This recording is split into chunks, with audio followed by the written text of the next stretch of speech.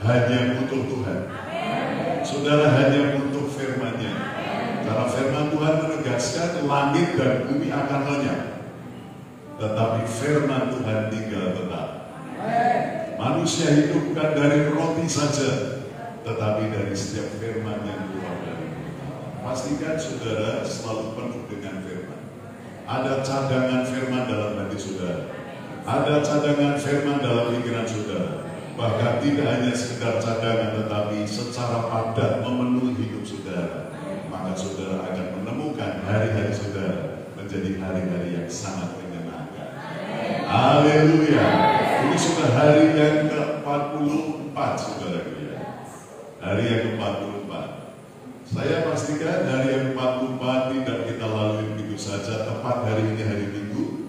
Dan kita memastikan ini menjadi modal untuk kita menjalani hari 45, 46 dan seterusnya sampai pada hari terakhir 365 hari. Amin. Amin. Amin. Siapkan hati saudara, jangan memberikan peluang untuk ada yang terserok, ya. Karena sebuah pergeseran walaupun sedikit derajatnya, tetapi akan mempengaruhi yang luas ke depannya. Jadi ketika saudara akurat dalam presisi di sini, maka hidup saudara akan selalu lurus-lurus karena Tuhan akan meluruskan jalan hidup saudara. Tapi ketika kita geser sedikit saja, maka itu akan mempengaruhi hari depan kita yang begitu luas. Maka pastikan saudara sungguh-sungguh dengan Tuhan itu menentukan masa depan kita. Serius hari ini menentukan hari esok kita. Amin. Haleluya. Saya mengucap syukur karena saudara-saudara pagi hari ini dengan gembira mau menyambut firman Tuhan. Pastikan kita pagi hari ini akan bertemu dengan firman kasih karunia. Katakan firman kasih karunia. Firman kasih karunia itu adalah sesuatu yang kita butuhkan. Karena sifat dari firman kasih karunia itu adalah berkuasa membangun. Artinya dari reruntuhan, dari yang tidak teratur, mulai dibangun dengan kuasa firman kasih karunia. Dalam waktu yang bersamaan, firman kasih karunia ini juga akan menganugerahkan porsi bagian yang baik yang kita butuhkan untuk kehidupan kita di atas muka bumi ini. Saudara-saudaraku, sayangnya masih ada orang yang tidak mengalami kehidupan yang dibawa oleh firman kasih karunia itu. Padahal firman kasih karunia itu bukan hanya memposisikan pada posisi yang berkemenangan setiap hari, persis sama seperti kehidupan Kristus ketika hidup di atas muka bumi selama 33 tahun setengah. Nah, saudara-saudara, kehidupan Yesus adalah kehidupan yang pantas, yang harus kita kejar, kita teladani. Karena selama 33 tahun kehidupan Kristus di atas muka bumi ini tanpa pergumulan, tanpa kesusahan, tanpa juga tekanan. Yesus menjalani hidup di atas muka bumi ini sudah menjadi suatu contoh yang dipromosikan surga supaya orang-orang yang dari keturunan Adam yang banyak jungkir balik mengalami masalah di muka bumi ini mulai menemukan jenis kehidupan yang baru, yaitu kehidupan persis seperti Yesus Kristus. Maka saudara-saudaraku, kasih karunia firman-Nya selalu digelontorkan kepada kita sekalian dengan satu tujuan, supaya setiap orang yang mendengar firman kasih karunia hidupnya tidak sama lagi. Saya memastikan bahwa saudara bukan keturunan Adam dulu lagi yang betul-betul mewarisi pergumulan. Saudara adalah keturunan Kristus. DNA Kristus sudah ada dalam diri saudara, bahkan sudah dibangun dalam diri saudara, sudah diinjeksikan dalam hidup saudara dengan satu tujuan. Tuhan ingin memastikan orang yang keluar masuk gereja seharusnya, katakan, hidup hariannya seperti Kristus. tidak ada pergumulan, tidak ada jungkir balik, tetapi bisa menikmati langit terbuka, mendapatkan perkenanan Tuhan, kebutuhannya dilimpahi cukup Tuhan, tidak sakit-sakitan. Ini jenis kehidupan yang ditawarkan surga. Nah, saya percaya saudara sudah menerima Yesus. Mestinya hidup saudara mulai pelan tapi pasti menyerupai Yesus. Haleluya. Bukan kadang menang, kadang kalah, menang terus. Bukan kadang sukacita, kadang-kadang sukacita terus. Karena sukacita menjadi titik pembedanya. Sekalipun sudah masuk gereja tetapi masih membawa nature dari Adam pertama, maka hidupnya akan terus bergumul, masih bergulat dengan kebutuhan-kebutuhan harian, bahkan sampai kayaknya ini masalah kok gak rampung-rampung, kesulitan pun silih berganti, nyaris tidak akan berhenti terus-menerus. Nah, Tuhan tahu bahwa kita butuh jenis kehidupan yang berbeda. Maka Tuhan dengan kasih setianya, bahkan dengan kesabarannya, terus menawarkan kepada kita jenis kehidupan yang dibedakan. Betul beda. Jangan nyaman-nyamakan saudara dengan orang yang tidak mengenal Tuhan. Saudara memang harus beda, karena Tuhan pengen saudara berbeda. Cara menjalani hari-hari saudara, bangun pagi sukacita, bekerja sukacita, sampai kegiatan sepanjang hari itu menjadi hari-hari yang menyenangkan buat saudara. Bahkan saudara bisa membuat orang lain juga menjadi sukacita.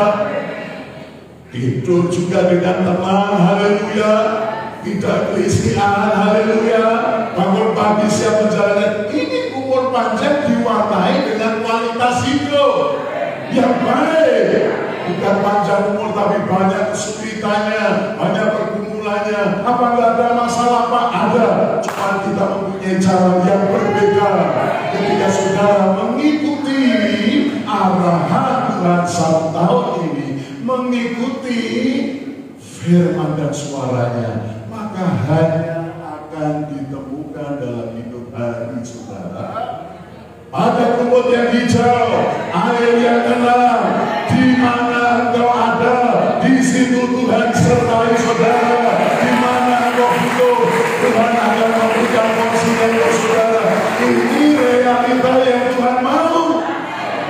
Jadi saudara jangan mulai berpikir menyamakan dengan orang lain sesama Kristen, tetapi kok masih bergumul dan berkata ya kita sefrekuensi karena kita masih tinggal di dunia dan pergumulan hal yang biasa. Bukan begitu, bukan begitu. Bedanya harus mencolok, dari sorot matanya beda. Haleluya.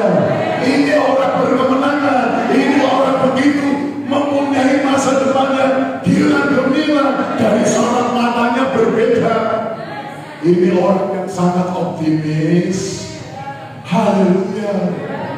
Sebesar apapun goliatnya saudaraku, dia tetap memiliki keyakinan. Semakin besar masalahnya, semakin gampang menyelesaikannya. Karena Tuhan saudara lebih besar dari masalah. Kasih Tuhan, izinkan saya menyeberangkan firman kasih karunia ini. Kenapa orang masih bergumul? Karena ketika mendengar firman yang disampaikan Tuhan lewat hambanya, ia masih mengalami suatu masalah karena tidak memiliki atau belum memiliki paradigma logika Tuhan, logika ilahi. Sehingga apa yang terjadi ketika firman disampaikan, firman diseberangkan, firman digemakan, firman disajikan, maka akan mendapati yang datang pemahamannya justru berbalikan, bertolak belakang. Ini disebabkan karena masih adanya selubung. Jadi orang bisa memahami firman dalam khotbah ibadah yang sama, tetapi mempunyai pemahaman yang berbeda. Nah, pagi hari ini Tuhan akan tolong kita semua, supaya kita selalu bisa mendapatkan firman, arahan, ungkapan isi hati Tuhan buat kita masing-masing. Sama, ada penyetaraan pemahaman. Saya berdoa supaya saudara mulai mengalami selubung itu diangkat dari kita. Sehingga kita bisa secara akurat menangkap dan faham seperti apa yang Tuhan maksudkan. Tidak ada tafsiran yang berbeda. Nah, selubung itu saudara-saudara disebabkan karena masih adanya pertimbangan-pertimbangan yang manusiawi dengan filosofi dunia yang pada umumnya sudah sangat berdekatan dengan kita, atau juga barangkali dilihat dari sudut agamanya. Tetapi selubung itu bisa diangkat, bisa dicampur, bukan oleh manusia, hanya oleh Kristus sendiri. Dengan cara apa? Ketika orang itu datang kepada Tuhan, mengarahkan hatinya berbalik kepada Tuhan, dan kecenderungannya hanya Tuhan, bukan hanya ingat Tuhan di gereja ini. Setiap hari dalam kegiatan hidup saudara, selalu hatinya cenderung kepada Tuhan, maka selubung itu akan diangkat oleh Tuhan. Sehingga Tuhan bilang A, saudara ngertinya ya A. Tuhan bilang B, saudara juga nangkapnya B. Tidak ada pemahaman yang lain. Tapi izinkan saya mengajak saudara untuk membaca satu ayat itu dari kitab Kisah Para Rasul. Dari pasalnya yang ke-20 kita akan baca ayat 32. Dalam nama Tuhan saudara membaca, mulai.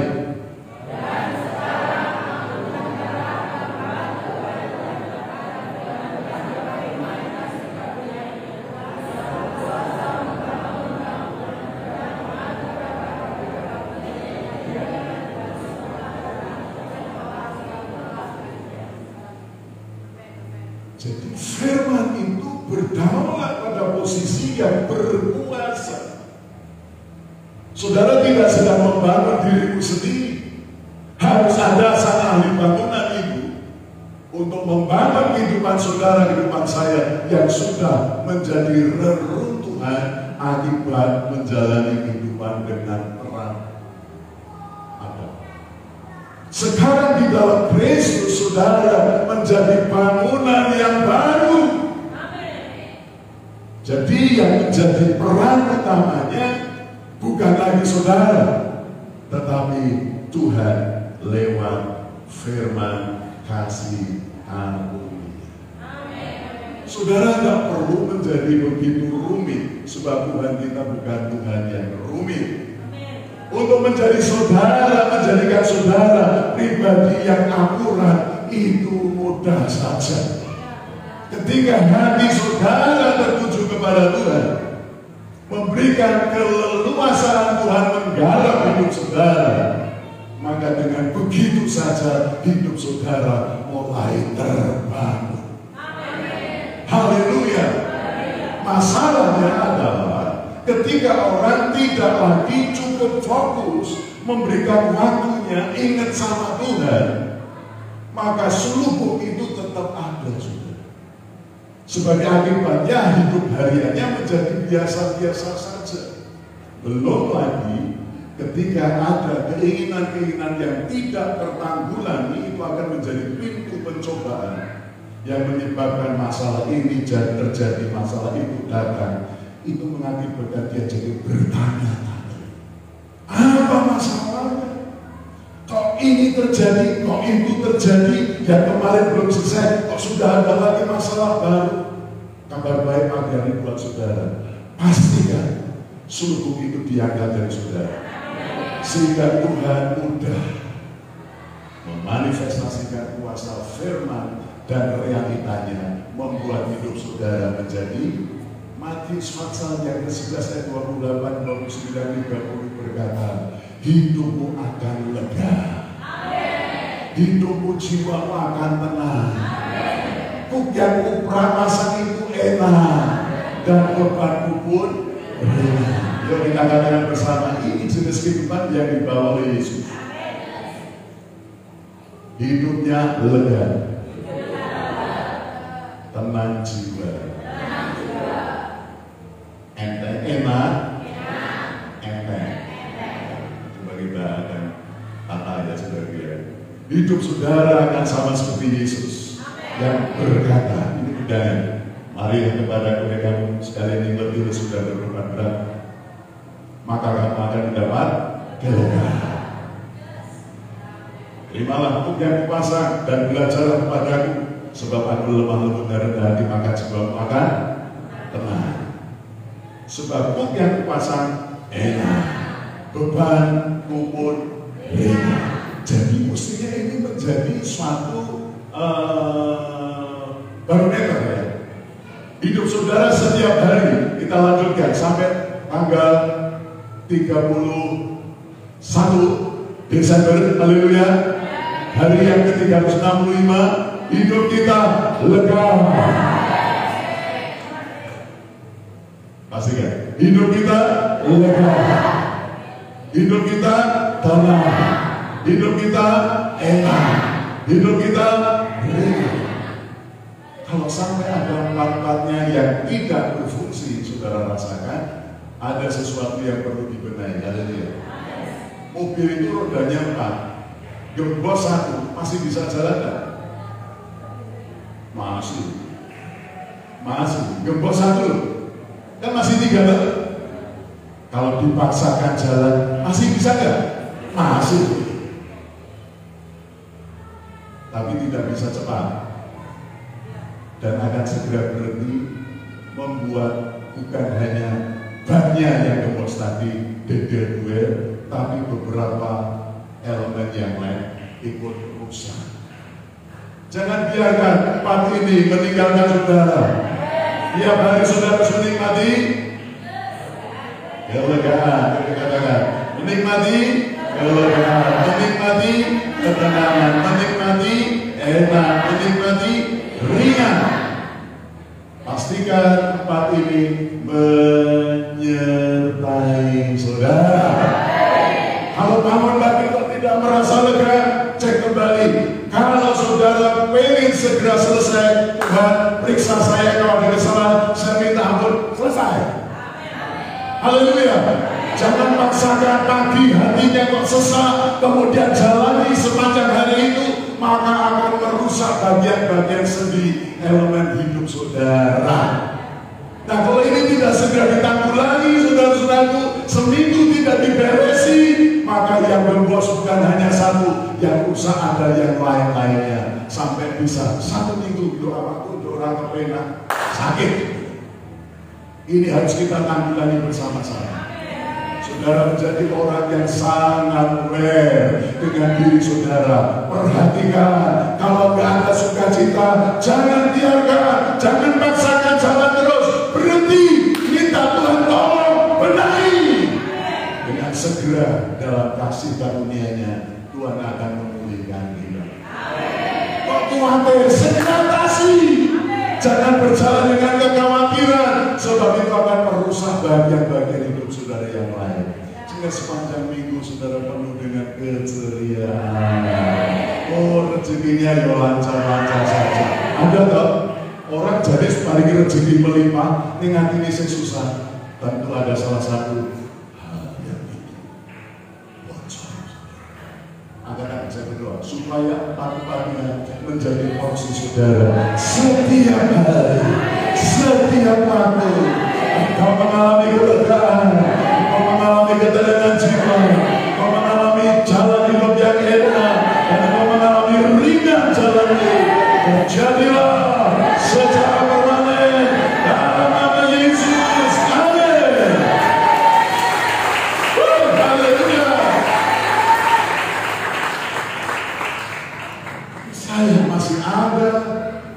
yang masih tidak mengalami ini. Tapi pagi hari ini waktunya tiba. Hidup yang penuh pergumulan berhenti. Kita mulai babak baru. Hidup tanpa pergumulan. Hidup tanpa kesusahan. Ya seperti Yesus itu. Contohnya nyata. Patronnya jelas. Ya seperti Yesus itu. Haleluya. Amin. Itu memang yang Tuhan kehendaki. Adalah kehendak Tuhan melihat saudara sehat, sukacita, bisa memberi pengaruh untuk orang lain yang sedang berkesusahan di luar sana. Maka dia tidak keberatan. Umurnya jadi minta 100 malah Tuhan tambahin lagi. Karena memang ini berfungsi. Haleluya. Pastikan saudaraku, hidup saudara menjadi semakin indah. Indah. Semakin indah. Indah. Kan sebaliknya. Saudara, saya sudah membaca ayat ini dari 2 Korintus pasal yang ketiga, ya 14 sampai dengan ayat yang ke-16. Ini permasalahannya mulai kita bisa belajar bersama, kita pahami bersama. Jadi ketika mendengar firman, tapi tidak bisa menangkap, justru meleset. Yang minggu lalu Tuhan berbicara kepada kita, pengharapannya menjadi palsu, ekspektasi hidupnya jadi keliru. Tuhan berbicara mengenai kerajaan Allah, tetapi murid 2 yang pergi ke Emmaus itu memahami bahwa Yesus datang untuk membangun kerajaannya, memulihkan Israel dari jajahan kerajaan Romawi. Sehingga mereka kecewa kenapa Yesus harus mati. Mereka menjadi terguncang imannya. Padahal Yesus mati itu untuk maksud dari kerajaan Allah, supaya manusia yang dari keturunan Adam itu mulai dipindahkan, ya, mengalami migrasi pindah ke dalam kehidupan kerajaan surga, benihnya Yesus Kristus. Kasih Tuhan, Petrus satu kali pernah ketika Yesus mengatakan anak manusia memang harus mati, dan Petrus bilang, Guru, jangan, jauhkan itu daripadamu. Karena Petrus pun juga mempunyai pendapat bahwa Yesus ini cocok untuk menjadi pembebas bagi orang Yahudi dari penjajahan orang Romawi ketika itu. Tetapi Yesus berkata dan menghardik, hai iblis, kepada Petrus. Yesus bilang, hai iblis, kamu tidak memikirkan apa yang dipikirkan oleh Allah. Saya berdoa supaya saudara mempunyai pikiran Allah. Haleluya. Memang Yesus harus mati supaya dia bisa menyatakan kemuliaan kebangkitannya. Sama dengan kita juga begitu. Haleluya. Amin. Amin. Saudara pengen menikmati kehidupan yang penuh dengan kuasa kebangkitan, saudara harus mati juga. Tuhan akan tolong kita memahami. Dan 1, 2, 3 sebelum baca ayat 14. Mulai.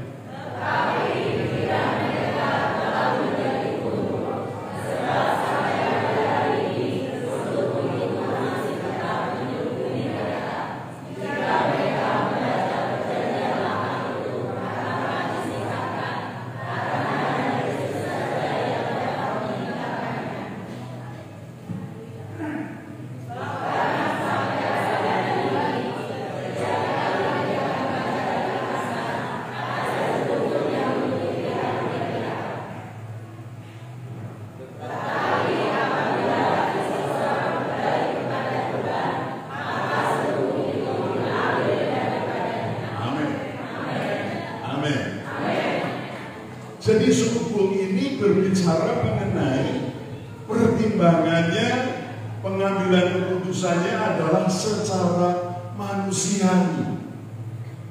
Petrus berpikiran Yesus itu gak perlu mati. Wong sehebat itu kok pribadi yang mumpuni jadi pemimpin buat bangsa kita ini. selubung itu bisa pertimbangan manusia. Yang kedua, sangat duniawi. Karena memang situasinya sedang dijajah oleh orang-orang Romawi. Dan secara duniawi mereka ingin menjadi pribadi bangsa yang mengalami kemerdekaan. Hak kemerdekaannya diperjuangkan. Cocok ini Yesus. Dia bisa mengadakan yang tidak ada menjadi ada. Cocok ini Yesus. Tapi Petrus sedang memahami Yesus dari sudut pandang dunia. Ya, sama dengan dua murid yang pergi ke Emmaus juga begitu. Sebenarnya kami berharap Yesus akan membebaskan kami dari penjajahan Romawi. Masih dunia. Atau secara agamawi. Sampai hari ini yang dituliskan oleh Rasul Paulus, ini berbicara mengenai orang-orang Yahudi yang memiliki sudut pandang hidup ini selalu dengan selubung agama. Ya. Taurat itu sebenarnya bukan agama, itu hukum yang diturunkan oleh Allah ketika diracik, dilumat, kemudian dengan formula-formula logika manusia menjadi aturan yang sedemikian memberatkan untuk orang-orang Yahudi. Sampai ketika Yesus datang, ya, Yesus berkali-kali berkata, menyindir orang-orang tokoh-tokoh agama Yahudi. Kamu memberikan kuk lebih besar kepada umat sementara kamu sendiri tidak mau memikul kuknya. Hai pemimpin buta yang memimpin orang buta, dua-duanya akan jatuh. Jadi agama bukan itu yang Tuhan maksudkan, tetapi kebenaran. Haleluya. Tuhan tidak membuat agama. Bahkan Yesus bukan agamanya, bukan Kristen. Jadi Kristen itu bukan identitas kita, tapi ciptaan baru itu identitas kita. Orang yang sudah diampuni itulah identitas kita. Orang yang benar itulah identitas kita. Sehingga saudara menjadi orang yang gemar melakukan apa yang benar, bukan sekedar apa yang kelihatannya baik. Tapi pastikan saudara menjadi orang yang gemar melakukan apa yang benar. Haleluya. Haleluya. Nah, ini selubung masih terus menyertai orang Yahudi sampai hari ini, saudara. Dan bahkan bisa juga terjadi masih ada di antara orang-orang yang keluar masuk gereja, bahkan bisa juga orang yang sudah melayani firman seperti ini. Jadi firman yang disampaikan adalah bukan buah pikiran Allah, bukan isi hati Tuhan secara rema, tetapi hasil racian kemampuan logika manusia dan pemahaman-pemahaman filosofi dunia dimasukkan. Satu contoh. Satu kali seorang hamba Tuhan ketemu dengan rekannya sedang ada di, ya katakanlah seperti mall gitu ya. Di situ ada untuk ngopi juga di situ. Terus ditegur sapa, "Hei, shalom, shalom." Wah, pendeta kenapa di sini? Dengan siapa sendiri? Lagi ngapain? Cari inspirasi untuk khotbah minggu besok. Loh. Cari inspirasinya justru di mall, saudara. Padahal mestinya sebagai seorang hamba Tuhan yang dipercaya untuk menggembalakan jemaat yang perlu mendapatkan firman, harusnya pendeta itu ada di ruang tuanya. Haleluya. Untuk bisa mendengar suara Tuhan, untuk bisa mendengar firman Tuhan, untuk bisa menangkap arahan Tuhan yang bisa disajikan kepada jemaat, bukan di tempat-tempat yang umum seperti itu. Saya mau pastikan saudaraku, yang saya sampaikan pagi hari ini juga hal yang Tuhan ingin saudara fahami. Saya tidak dapat firman ini dari tempat-tempat umum. Saya mengurung merendam diri dalam hadirat Tuhan di tempat doa saya. Dan izinkan saya memastikan dengan rendah hati, khotbah pagi hari ini cocok buat saya, tapi juga cocok buat saudara. Ini yang saya butuhkan pribadi dan saudara butuhkan. Kita tidak mau mengulangi kehidupan yang penuh pergumulan. Jadilah karena anugerah Tuhan buat kita sekalian. Nah, selubung ini bisa diangkat ketika hati orang itu berbalik, katakan. Dalam tulisan Yunaninya, epistreko itu adalah suatu keadaan yang dibalikkan, keadaan yang ditata ulang, keadaan yang disetel kembali. Epistreko.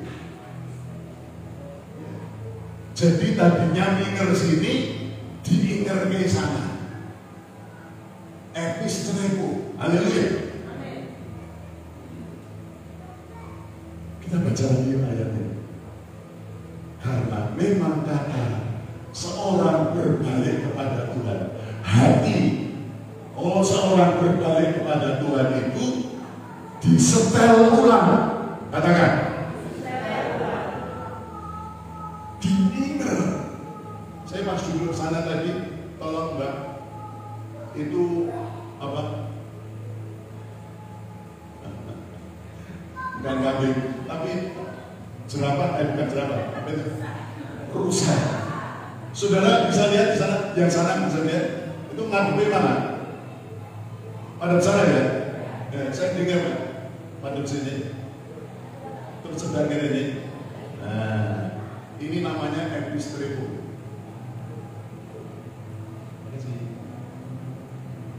Tadinya madep sana berbalik. Kalau belajar apa? Gerak jalan, baris berbaris itu.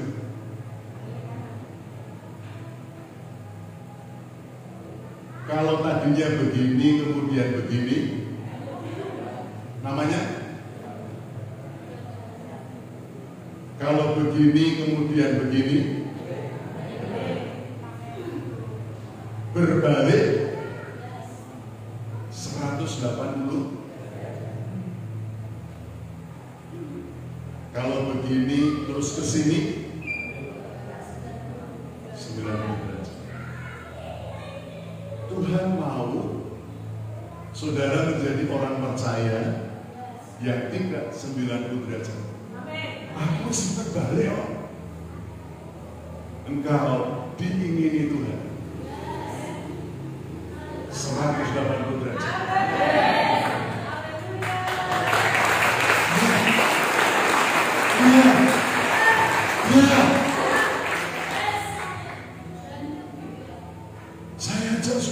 Saya sedang mengalami pembalikan secara besar-besaran yang saya temukan di ruang tahta, di persekutuan pribadi intim saya dengan Tuhan. Dan Tuhan memberikan arahan kepada saya, kamu akan menjadi yang terdahulu untuk mengalami proses pembalikan ini. Maka setiap pagi ketika engkau menyerahkan hatimu kepadaku, aku dengan sukacita menyambutnya, karena itu keleluasan bagiku untuk menggarap dirimu. Dan selanjutnya apa yang aku alami akan menjadi porsi bagian saudara juga. Ketika aku sudah mudah mengalami pembalikan, maka saudara juga akan ikut-ikutan. Karena kita ada di jalur yang sama, kita ada di lajur yang sama, kita ada di kebenaran yang sama. Maka ketika saya berjalan, maka saudara akan menikmati langkah-langkah kebenaran itu, akan menjadi kenikmatan bagi saudara-saudara. Dulu saya sempat berpikir, saya kalau boleh milih jadi pendeta, jadi gembala atau jemaat, pilih jemaat. Tapi izinkan saya dengan rendah hati hari ini berkata, aku lebih senang menjadi hamba Tuhan. Karena aku diizinkan Tuhan menikmati pekerjaan firman dan roh secara simultan setiap hari. Dan aku bisa melihat bagaimana Peripatimu melangkah bersama dengan Tuhan setiap waktu. Dan membuat saya menjadi gembala yang menanti-nantikan janji Tuhan tergenapi. Kalau aku berubah, jemaat juga akan berubah. Walau masih belum semua, pelan tapi pasti. Kalau buahnya sudah kelihatan, orang jadi pengen mencicipi. Barang mencicipi, kepengen mempunyai buah itu, kita kasih benihnya. Haleluya, haleluya. Sudah perhatikan, saya gak pernah sakit lagi. Ini bagian dari buah kerajaan yang saya nikmati. Kalau saudara kepengen tidak sakit-sakitan, saudara bisa saya kasih benihnya. Sehingga saudara tidak butuh berdoa untuk kesembuhan. Kalau saudara memiliki opsi kesehatan ini, sungguh itu biasa. Jadi kalau orang berselubung itu masih bisa lihat tapi remang-remang. Mungkin selubungnya masih kayak transparan gitu ya, kayak kelambu gitu ya. Tapi ketika dibuka biar tanpa halangan, angkat tangan, saya berdoa, selubung itu mulai terbuka, mulai biarkan, karena hati seluruh jemaatmu di sini Tuhan mulai berbalik kepada Tuhan 180 derajat. Pasti, pasti. Pasti, sehingga mereka berhak menikmati hidup yang terang benderang, lega, tenang jiwa, kut yang dipasang enak, beban punnya ringan, terjadilah menjadi buah-buah kerajaan buat mereka. Amin. Oh, haleluya.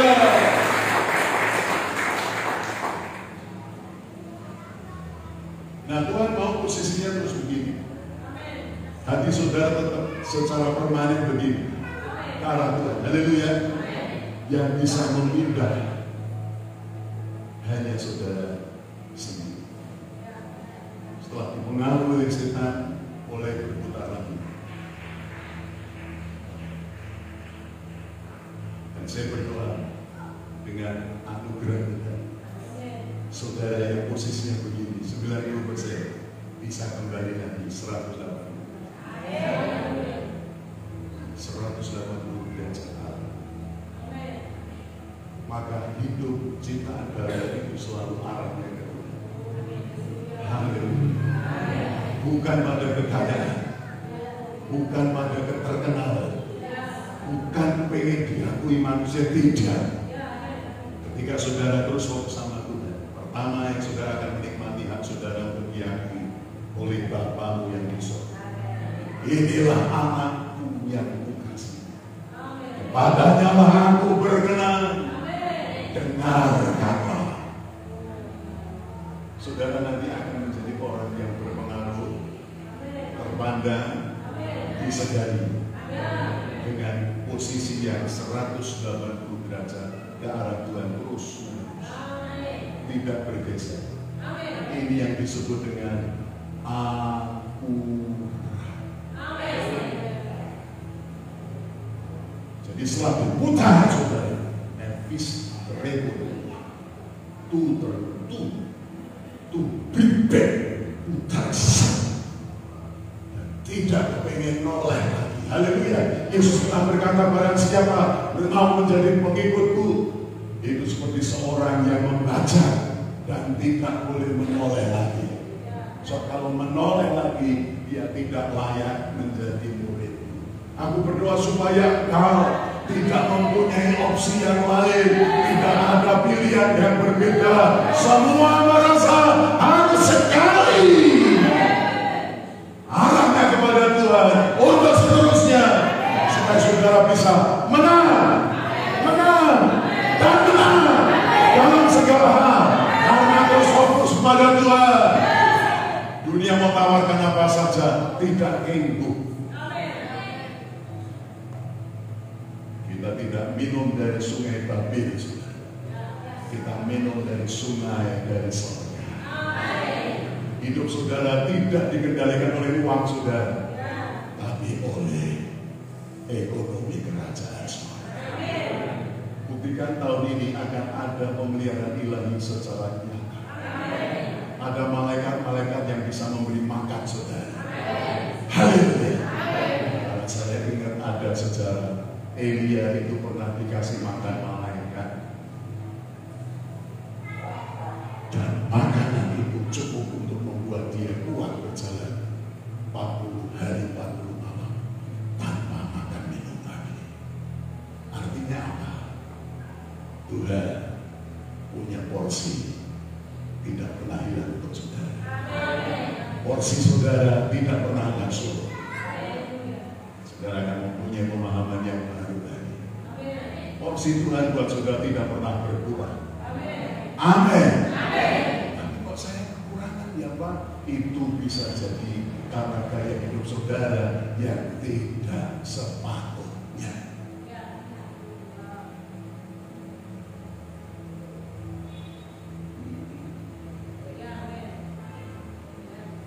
Kalau belum bisa makan ikan, baru bisa makan tempe, ya tempe saja. Haleluya. Coba kalau makan, itu kan berbicara mengenai gaya hidup saja. Sehingga hutang itu sebenarnya nggak perlu.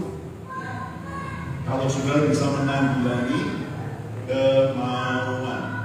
Jadi percobaan itu ternyata bukan datang dari setan saja, tapi dari kemauan sendiri. Dengar baik-baik. Engkau yang sudah diarahkan Tuhan begini, saudara akan mengerti. Amin. Jadi rasa bergumul, tapi karena tanggung hutang jadi bergumul. Terus malas. Jadi Tuhan kasih kelimpahan buat bergumul. Si hutang saudara sendiri kok nyalahin Tuhan. Maka itu hiduplah dengan cara Tuhan. Arahan Tuhan. Sehingga ada batas kepatuhan. Haleluya. Amin. Gereja ini belajar dari sejarah dari batas kepatuhan. Tahun 62 ini gereja dimulai. Belum bisa bangun gereja kontrak di luar pasar, di Galmatian, nyewa. Bahkan kalau tidak salah pernah gak nyewa, dikasih pinjam secara gratis. Itu kan batas-batas kepatutan yang harus kita pelajari. Haleluya. Dan puji Tuhan, gereja ini telah membuktikan perjalanan profetisnya.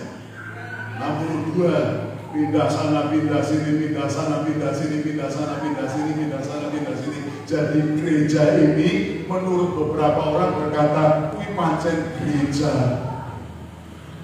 kontraktor, kontrak sana, kontrak sini, kontrak sana, kontrak sini." Puji Tuhan, generasi saudara nggak kontrak-kontrak. Kita nemu sekarang seperti ini. Tapi sejarahnya begitu. Belum bisa beli tanah yang kontrak. Ya, puji Tuhan. Tahun 67 punya duit, baru beli tanah di sini. Kemudian bangun. Tahun 2004 ada berkat, kita bangun. Jadi jangan paksakan diri. Katakan, jangan paksakan diri. Itu bisa jadi pencobaan. Kau mendengar ya? Kawan-kawan belajar itu ya dalam kitab Yakobus. Jadi kemauan yang tidak ditanggulangi itu bisa menciptakan pencobaan. Tuhan tidak pernah mencoba, dan Dia tidak bisa dicobai siapa. Bagi kembali pada firman kasih karunia ini, selubung itu kalau sudah diangkat, maka kita akan mendapati yang disebut dengan paradigma logika yang benar. Coba kita akan buka dari kitab Roma pasal yang ke-6. Roma pasal yang ke-6, kasih Tuhan. Ayat 11. Nah ini harus menjadi dasar kita yang kita akan pelajari bersama-sama. Saya harap saudaraku cukup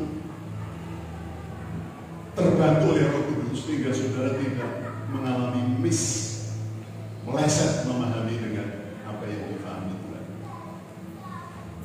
Ini kitab Roma 6 ayat 11. Saya baca ya. Demikianlah hendaknya kamu memandangnya, sudut pandang, bahwa kamu telah mati bagi,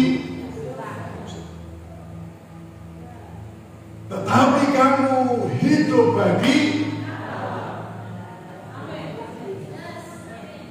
dalam Kristus.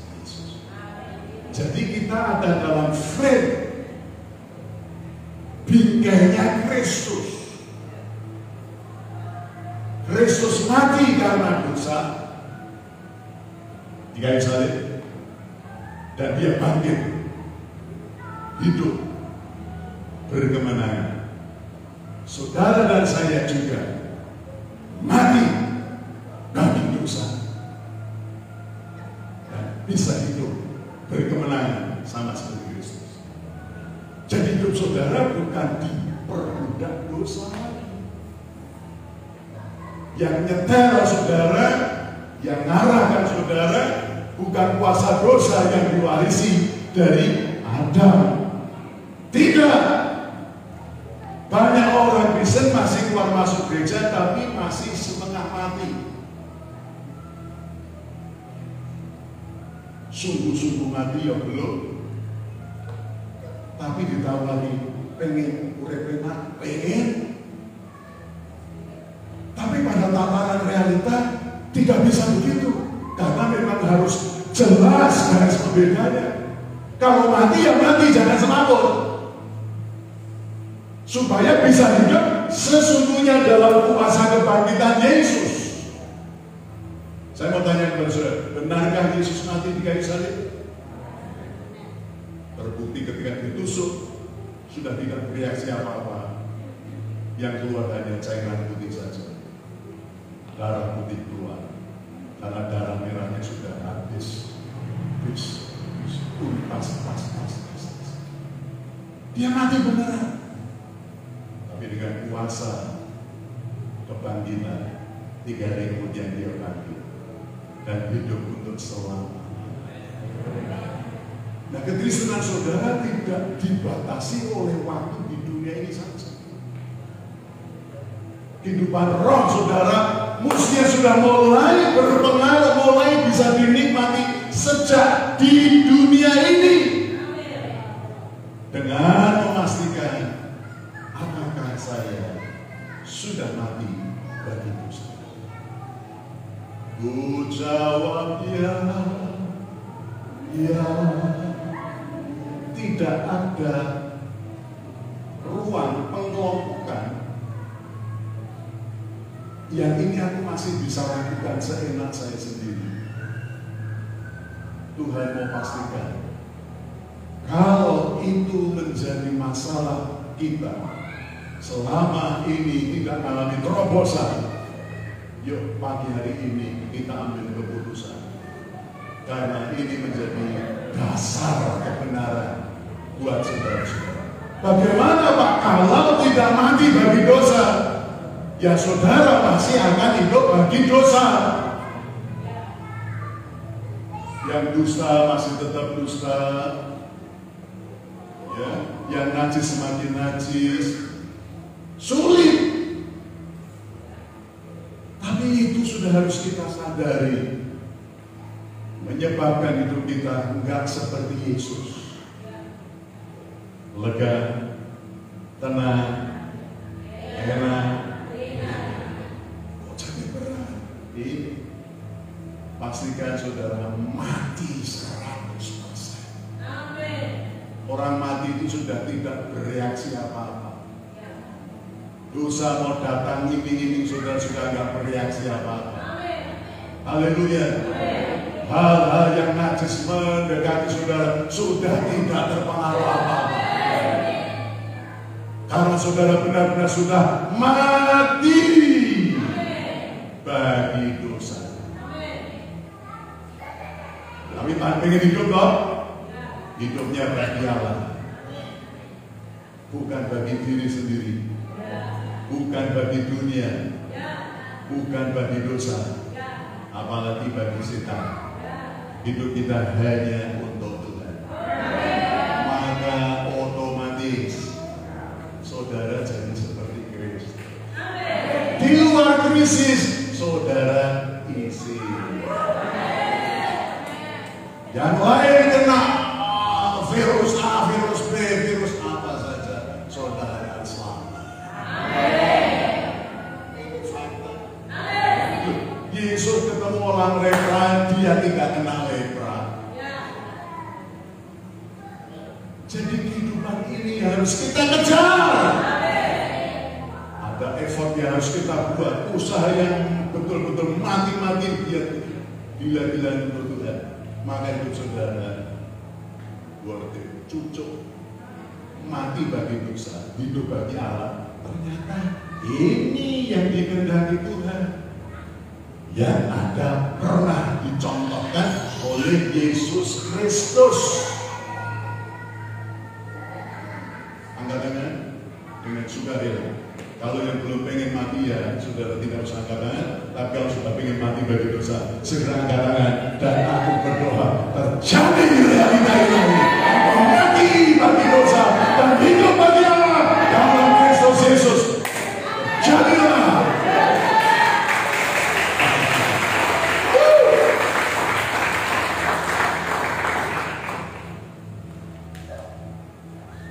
Kata memandangnya ditulis dengan logisoma, sudut pandang, logika, dasar berpikir. Jadi Tuhan ngajarin saudara, sudah mau arah kepada Tuhan, saudara otomatis akan diberi logika Tuhan. Dalam pikirannya sudah logika Tuhan. Dasar pertimbangan, dasar pemikirannya, dan pengambilan keputusannya sudah seperti Tuhan. Ketika Petrus mempunyai ide, lebih baik Yesus jangan mati deh, guru jangan mati, dijauhkan itu daripadamu. Yesus justru marah kepada Petrus. Hai iblis, nyalakan. Tidak berpikir apa yang dipikirkan oleh Tuhan. Gereja ini harus mulai berorientasi pada apa yang dipikirkan Tuhan. Hidup saudara harus mulai disetel, kembali, ditata ulang, harus selaras dengan pikiran Tuhan. Itu sebabnya mengapa setiap minggu saudara datang ke sini mendengar khotbah, itu adalah suara Tuhan, hati Tuhan, pikiran Tuhan. Tuhan pengen saudara menyelaraskan, jangan punya pikiran sendiri. Anak bungsu saudara, dia punya pikiran sendiri. Bapaknya sudah mengatur sistemnya, ya support system dalam rumah itu. Bapaknya kaya sekali. Dan dua anak laki-lakinya ini hidup damai dalam kelimpahan di situ. Tapi ketika mempunyai pikiran sendiri, anak bungsunya ini minta warisannya dan pergi meninggalkan bapak, meninggalkan sistem yang sudah terbangun. Ya, untuk sementara waktu masih bebas merdeka, tanpa aturan, dia bisa menentukan dirinya sendiri, mau apa. Tapi itu tidak berlangsung lama. Siapa mau ingin menikmati hidup sama seperti Yesus dalam jangka waktu yang lama? Saudara tidak boleh meninggalkan. Karena yang namanya warisan tanpa ada sistem pengayoman itu pelan tapi pasti habis. Ada yang kaya, dia anak orang kaya. Warisannya banyak, tapi karena tidak ada dalam sistem pengayomannya, dia kecantol di kandang babi habis-habisan. Saya juga lebih baik habis-habisan mengejar Tuhan daripada jauh dari Tuhan habis-habisan tenang. Nggak punya ini, nggak punya itu, nggak punya kesehatan, nggak punya masa depan mati. Lebih baik kita mau habis-habisan mengejar Tuhan, mencintai Tuhan, gila-gilaan, mati-matian untuk Tuhan. Maka saudara akan umur panjang, lega, tenang, enak, ringan. Pastikan saudara memang mati bagi dosa. Itu sebabnya mengapa setiap Jumat saudara puasa untuk memastikan saudara mati bagi dosa dan hidup bagi Allah. Haleluya. Kalau saudara mati bagi dosa, maka yang menyeruak muncul dalam hidup saudara adalah keharuman Kristus. Karena Kristus sudah hidup di dalam kita. Kita tidak lagi hidup bagi dosa, tapi hidup bagi Allah. Dan Kristus yang menjadi bau keharuman kita. Yesus bergaul dengan pelacur, tapi dia tidak pelacur. Dia bergaul dengan orang-orang tamak, tapi dia tetap hidup sebagai anak Allah yang benar. Aku berdoa supaya hidup saudara di gereja, di luar sana, tetap identitas saudara orang benar, orang benar, orang benar akan hidup oleh iman. Orang benar seperti cahaya fajar yang kian bertambah terang hingga rembang tengah hari. Salah hidup orang benar akan lurus dan tidak berbahaya, tidak akan sukar.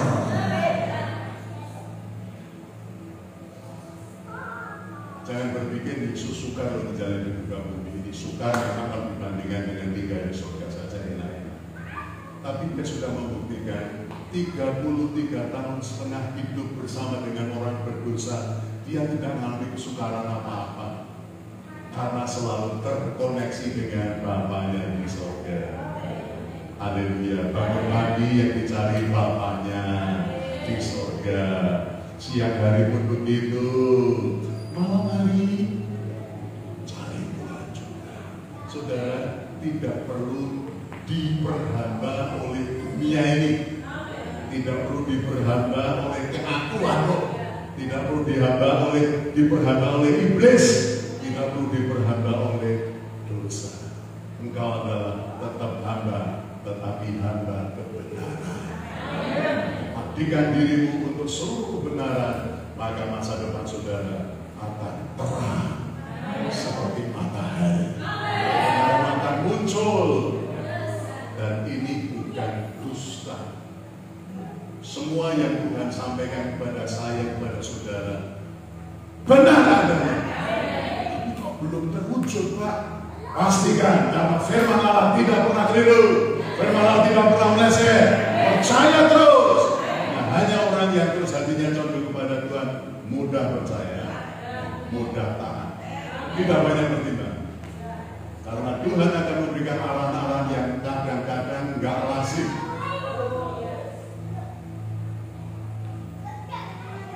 Pas lapar, dan kok suruh ke sungai kering. Tapi orang yang hatinya kepada Tuhan, dia tidak perlu bertentangan dengan Tuhan, ngikutin aja. Ternyata di sana Tuhan sudah sediakan makannya dari burung gagak, minumnya dari sungai kering. Hal yang sama, prinsip Tuhan adalah mampu mengadakan yang tidak ada menjadi ada. Tidak ada yang mustahil, yang suka dibuat mudah. Tidak ada yang berat. Ketika amin. Saudara memang masih ada di bumi, tapi sorga portalnya sudah terbuka. Saudara memiliki akses terbuka dengan sorga. Amin. Tapi juga berdoa secara komunal, secara korporat. Karena ada berkat pribadi dan berkat korporat. Haleluya. Jadi kalau saudara diajak berbahasa roh, ikutin aja. Karena subuhnya sudah di. Jangan punya pemikiran sendiri. Ini yang akan kita tandaskan ayat terakhir. Kita buka Galatia pasal 2, ada 2 ayat di sana, ayat 19 dan 20. Sebab aku, yang katakan bersama ini menjadi deklarasi kita bersama, pengakuan kita di hadapan Tuhan. Aku telah mati oleh hukum orang. Jadi yang ngatur saudara bukan Taurat lagi, bukan agama yang sudah diterjemahkan oleh orang-orang Yahudi. Bukan. Kalau di luar sana posone Senin Kemis, Pak Rebo lahirnya dino Kemis, itu diikuti saudara. Saudara bukan Senin Kemis. Kalau mau puasa Jumat saja. Amin. Bukan nolak Senin ya Pak, Kemis ya tidak mau seminggu sisa rapopo. Aku telah mati oleh, karena orang itu memang akan membawa kepada kematian untuk hukum orang, supaya ini tujuannya, supaya katakan dirinya sendiri masing-masing jernih video ya, supaya kalian hidup untuk Allah. Sekali lagi, supaya kalian hidup untuk Allah. Sekali lagi, supaya kalian hidup untuk Allah. Maka rajin ke gereja itu hal yang enak saja. Karena hidupnya untuk apa? Coba hidupnya untuk diri sendiri, hitung-hitungan. Saudara tidak perlu merasa untung rugi lagi. Saudara harus merasa untung. Sebab yang dulu anggap kerugian, sebelum mengenal Kristus semua kerugian, sampah saja. Tapi mengenal Kristus itu keuntungan. Keputusanku mengikut Yesus, keputusanku mengikut Yesus, keputusanku mengikut Yesus. Ku tak gentar, ku tak gentar. Jadi menangan terus. Haleluya. Amin. Amin. Yuk, kalau nggak keberatan saudara berdiri bersama saya.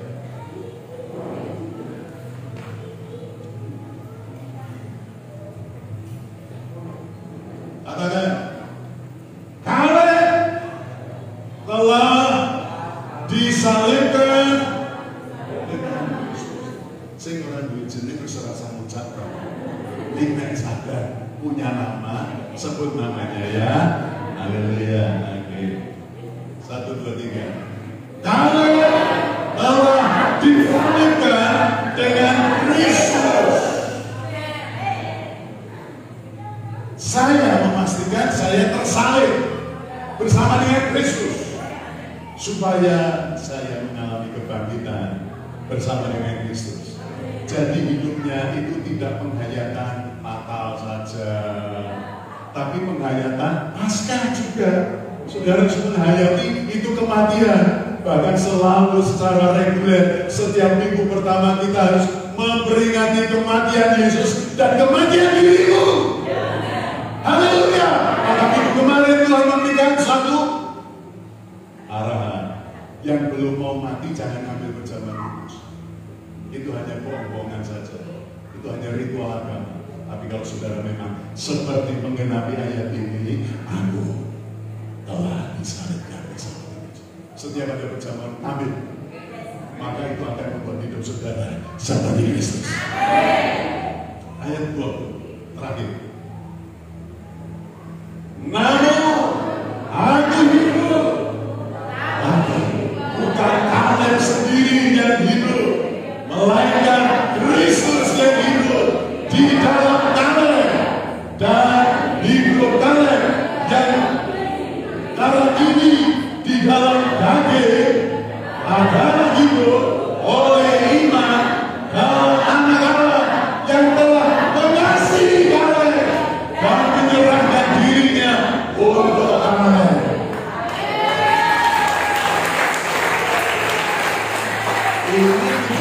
dasar keyakinan saudara, menjadi paradigma baru saudara. Hidup saudara bukan dirimu sendiri. Coba dianalogikan dengan analogi Tuhan. Kalau hidup saudara bukan lagi milikmu, maka kau tidak perlu bersusah-susah untuk menentukan gimana aku bisa hidup enak. Tuhan dengan formatnya Yeremia 29 ayat 11 itu cukup memberi jaminan buat kita. Bukankah Tuhan berfirman, aku ini mengetahui rancangan-rancangan apa yang ada padaku mengenai kamu. Dia bukan seorang desainer yang ngawur. Dia bukan seorang arsitek yang tidak mempunyai gambar jelas. Dia pribadi yang amat ahli. Yaitu rancangan damai sejahtera dan bukan rancangan kecelakaan untuk memberikan kepadamu hari depan yang penuh harapan. Pertanyaannya adalah, kenapa masih ada orang Kristen yang mempertanyakan hari depan saya gimana ya? Saya mau nikah dengan siapa ya? Saya akan dapat pekerjaan apa ya? No. Tenang. Tenang. Santai. Karena Tuhan sudah mempunyai gambar masa depan. Saya berketetapan. Saya tidak akan ganti gambar. Saya tidak akan pindah link saya hanya kepada Tuhan. Dan tiba-tiba saya akan menjadi seperti yang Tuhan mau. Demikian juga dengan tidak ada masalah. Bahwa kalau mungkin sebelum saudara berangkat tadi masih berkecamuk, pagi hari ini ada extra time dari Tuhan, anugerahnya disediakan untuk saudara supaya saudara bisa bring back di style kembali. Amin. Di style kembali.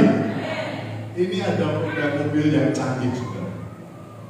Itu kalau sudah lelah drivernya, pengendaranya, itu secara otomatis jalan setel tombol-tombol jalan, tujuannya kemana dia akan jalan sendiri. Jadi sopirnya bisa merem ini tekan ini. Jadi waktunya harus berhenti di traffic light, dia berhenti. Waktu menghindari becak dia akan menghindari. Loh, ini teknologi dunia aja juga canggih. Saya berdoa saudara memiliki teknologi surga. Tuhan lebih canggih. Saudara tidur, ngerti-ngerti tekan doni. Jangan hidup seperti orang tanpa Tuhan. Mati-matian, gila-gila, nggak bisa cuma kerja saja. Hanya untuk mempertahankan hidup karena ada income yang bisa didapatkan. Saudara tidak perlu begitu. Kalau itu nggak perlu kerja, jangan salah paham. Kerja saja, karena itu hanya syarat ringan. Kerja saja. Kerja saja. Tapi kerja saudara tidak menyedot energi saudara dalam hal mencintai Tuhan. Mencintai kebenaran. Cintai Tuhan. Sampai habis-habisan. Maka kerja saudara menjadi, ini aku nyambut gawe kayak dolan, ini kok ya oleh hasil. Amin. Karena ada dua tanda, orang yang berhasil adalah orang yang disertai Tuhan dan diurapi Tuhan. Percayalah kepada Tuhan maka kamu akan hidup. Percayalah kepada nabinya maka kamu akan berhasil. Nah, maaf saya dengan rendah hati sekali lagi. Saya tidak mengangkat diri saya sebagai nabi, tapi di sini saya hanya ditanam Tuhan. Saya dapat mandat dari Tuhan. Dan kalau saudara percaya sama Tuhan, saudara akan hidup. Percaya sama omongan saya, karena omongan saya dapat dari Tuhan, maka saudara akan berhasil. Percaya saja. Percaya saja. Percaya saja. Jadilah atas dulu. Katakan itu sama-sama. Profesional Grimo Pasca Ibrahim. Aku lepaskan roh-roh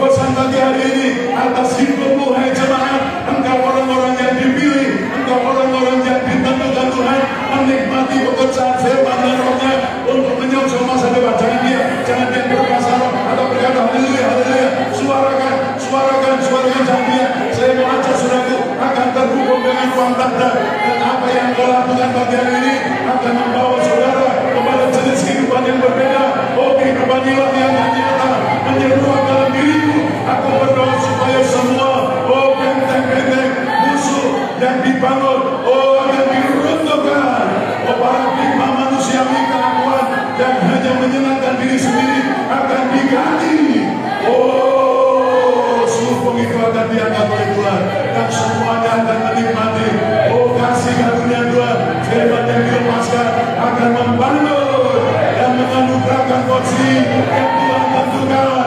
Tidak ada yang miskin lagi, tidak ada yang sakit-sakitan lagi, tidak ada yang hidupnya berbeban berat.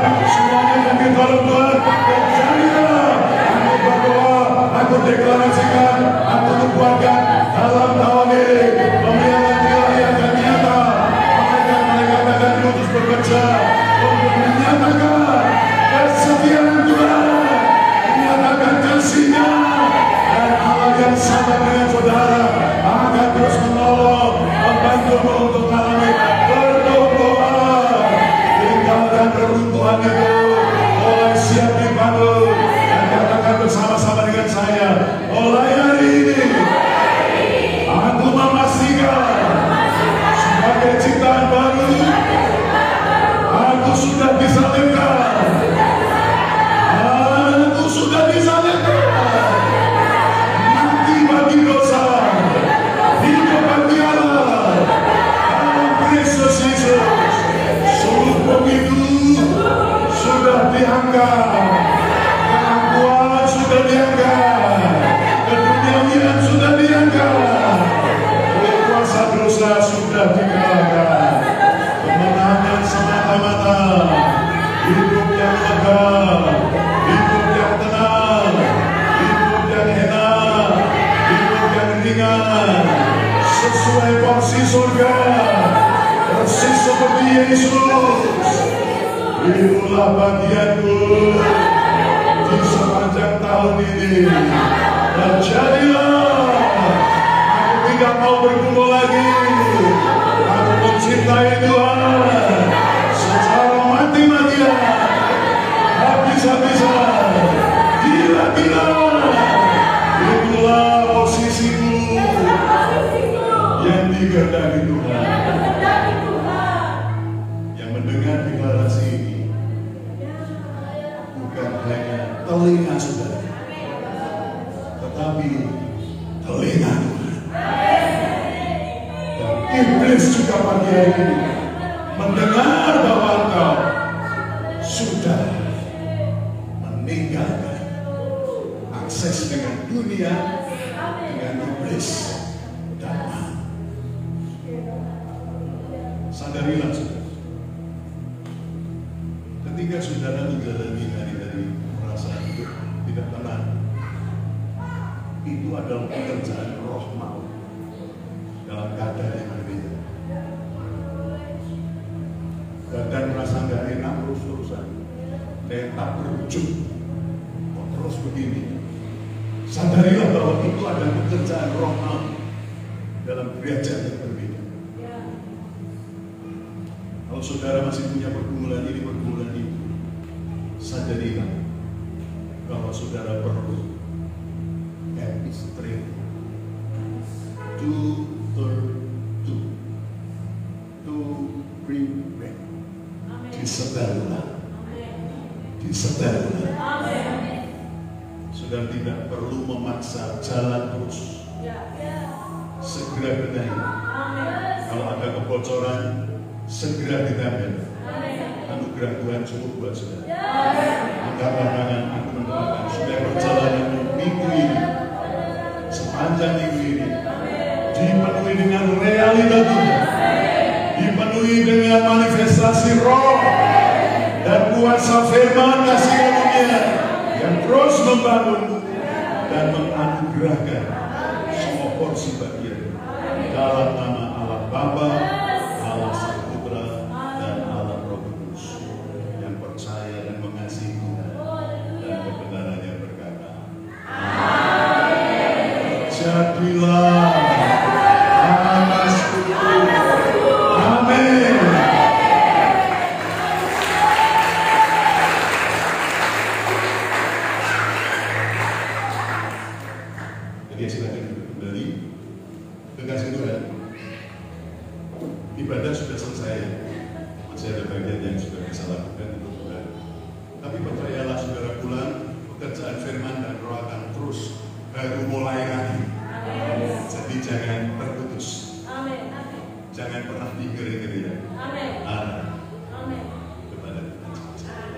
Kristi berkati. Amin. Saya mengasihi saudara. Amin. Dan saya dedikasikan hidupku untuk mendoakan saudara setiap hari. Amin. Tuhan memberkati.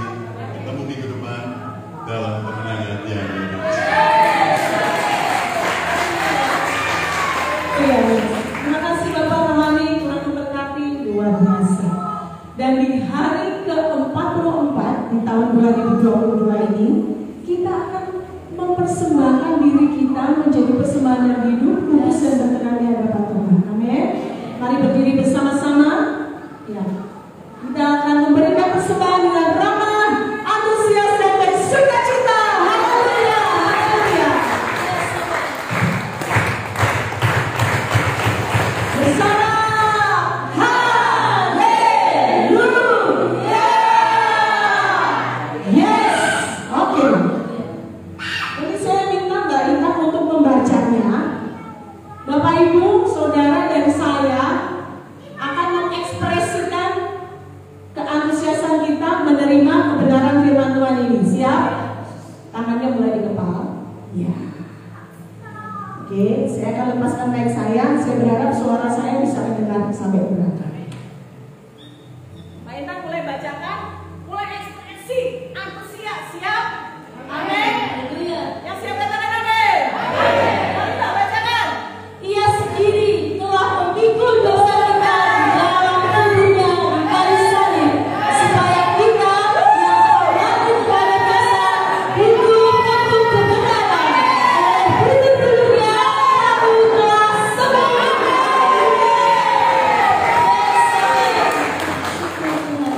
Barusan kelihatan gak sih kalau saya antusias? Seperti itulah Bapak Ibu harus lakukan. Yes. Yes. Kalau kemarin Rabu dalam prayer group Bapak bilang bayi, ketika bayi mengepal betul dan mulai bergerak-gerak tangannya, itu tanda bahwa bayi tersebut hidup. Yes.